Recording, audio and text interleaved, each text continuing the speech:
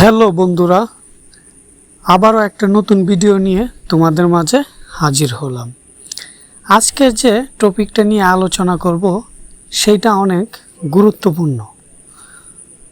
আজকের টপিকটা হলো, আমরা যে প্রতিনিয়ত ফেসবুক চালাই, তো আমাদের অনেক সময় আমাদের যে স্মার্টফোন আছে সেটা কিন্তু অনেক সময় পরিবর্তন করতে হয়।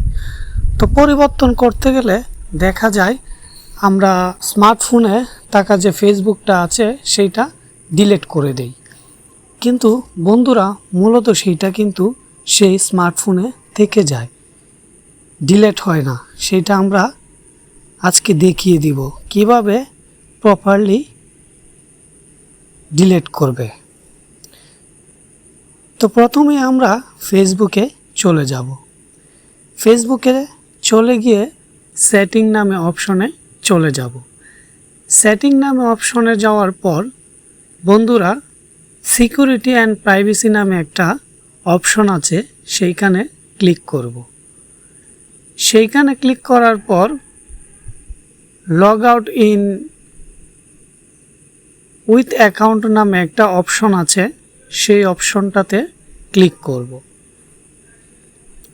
ক্লিক করার পর বন্ধুরা দেখতে পাচ্ছ এইখানে কিন্তু আমার ফোনে থাকা অনেকগুলো ডিভাইসে অ্যাকাউন্টটা অ্যাড ছিল।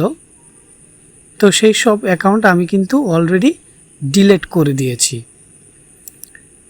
তোমরা যারা ডিলিট করো নাই তাদের নিচে কিন্তু দেখাবে কোন কোন সেটে তোমার ফেসবুকটা আগে লগ ইন ছিল।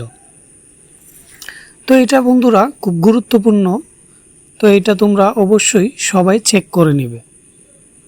যদি চেক না করো তাহলে ভবিষ্যতে তোমার ফেসবুকটা হ্যাক হয়ে যেতে পারে।